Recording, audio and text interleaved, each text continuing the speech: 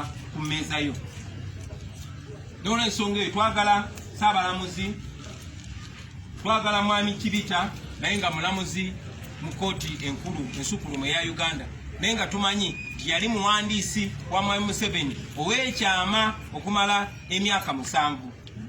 Tumanyi nti n'omulamuzi gwe bayita Muhanguzi Ezekiel wa Luganda ne General Eritu Mwine. So twagala mu mateeka, kuba amateeka gaabwe galagira amateeka gafuga Uganda ng'ate abalamuzi b'ekkooti ensukulumu tukakasa nti bagamanyi bulungi. Galagira nti omuntu bw'aba alina kyekubira oba nga alina kye bayita conflict of interest aba alina okwejja mu musango ogwo, era n'amaloboozi mugawulidde nga gasaba bejjemu.